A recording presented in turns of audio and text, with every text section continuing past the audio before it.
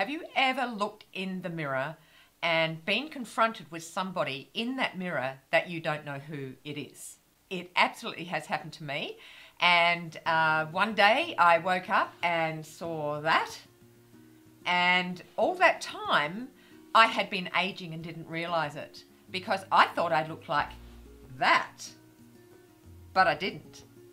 And it was confronting and shocking when I realized that my skin was wrinkling, that my skin was drooping, and that I was aging.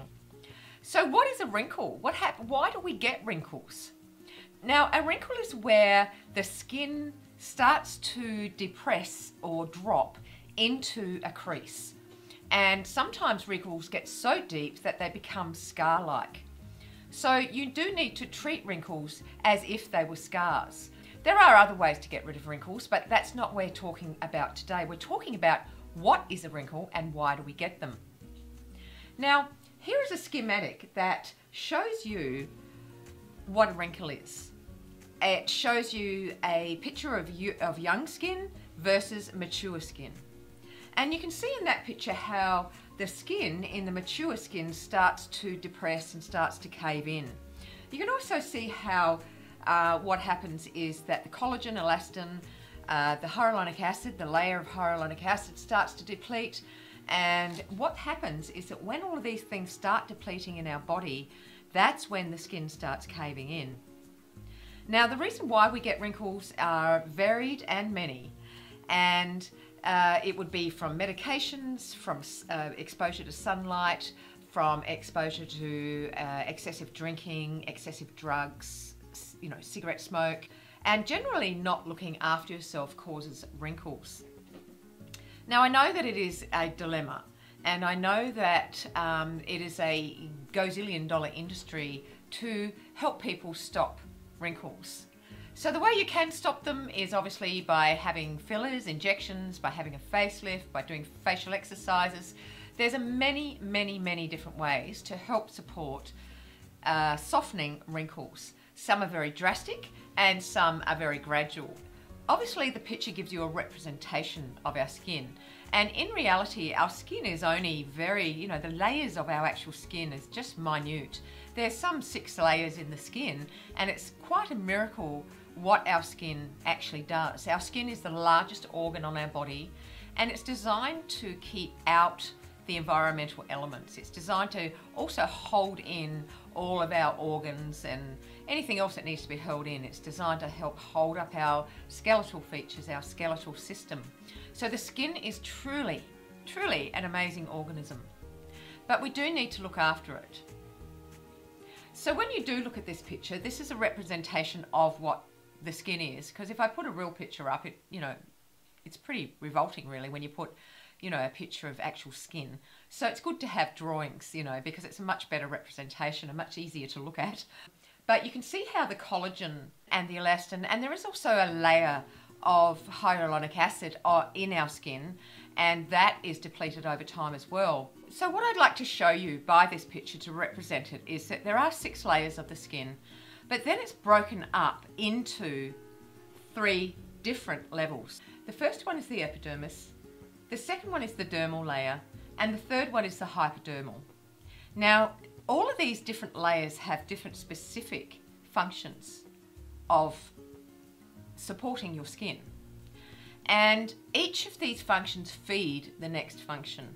And each of these functions and these layers hold different levels of compounds that support our skin looking young. Now, if we don't feed our skin with the proper food, with the proper nutrients, this is when you see it caving in and start aging. Now, these days, people are starting to aging at such a young age, like they start aging at even 20. Their eyes start getting puffy, they start getting lines in those puffiness, and it does cause wrinkles. And this is specifically because people are not putting the correct nutrients into their body. We're like a plant. Imagine if you had a beautiful rose and you wanted to keep it and make it look gorgeous and feed it and look after it. You have to feed it the proper nutrients. It's the same with our body. You have to give it the proper nutrients for our skin and our body to function properly. And because that we are so entrenched in processed food, in sugar, in eating just awful food these days, this is what's causing the premature aging onset. It truly is. Premature aging, all of this stuff is what we're putting into our body, and we're not looking after ourselves. So here is another picture, and this picture shows you the actual levels of the epidermis. And the epidermis actually is where the cells are formed, at the basal layer of the epidermis. So what happens is that the little cells start growing, and as you can see in this picture here, the cells are at the bottom, and they're all plumped up, and they're all wonderful, and they're all juicy, and they're all growing. And then as they push up through the layers of the skin, of the epidermis, they get flatter and flatter and flatter, until they push right out the very top and then come off the skin. Now, our skin rejuvenates itself about every 28 days. So what happens is every 28 days there's new cells coming through the epidermis, coming through and then releasing off. And it's in that area also that you need to help that area to be nourished. So you need to be maybe taking some sort of nutrients, some sort of vitamin, some hair, skin, nail vitamin. That will definitely help your skin.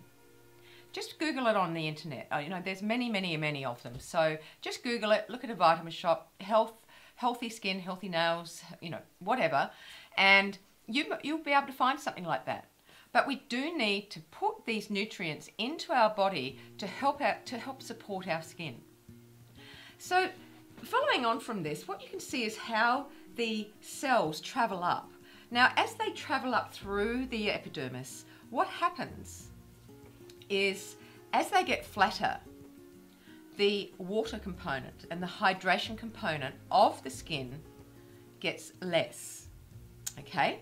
And it actually, as they flatten and flatten and flatten, to the 30% of your depth of your skin, there is no water. There's no hydration, no water. And the reason for this is because we need to have this layer that's going to be strong, and it's going to give this strong layer across our skin that is going to keep out the elements. And that's the reason why we use moisturizers. It's also to moisturize the skin, but it's actually to keep out the elements. Remember in the old days, in the 50s, when they used to use Pond's barrier cream, that's why they called it barrier cream, is because it keeps the elements out. Now, the other thing that really super helps hydrate the skin is if you do a fascia release. Now, a superficial fascia release will actually hydrate your skin and make it look very dewy.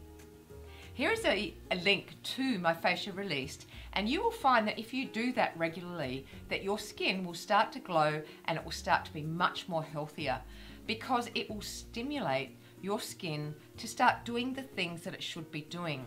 Now, I really encourage you guys to start eating properly, to start cutting out those refined sugars, to start cutting out all the processed foods that you might be eating. And I know it's really difficult because our Western food is just based on all of that.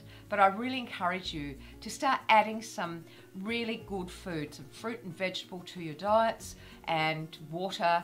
Look, even if you can't drink too much water, try coconut water. It's so hydrating and so good for you. So there's so many things that you can do to start supporting your skin health and not having it start caving in like this picture, and not having you prematurely age. This should not be happening, and it doesn't need to happen to you if you look after your skin.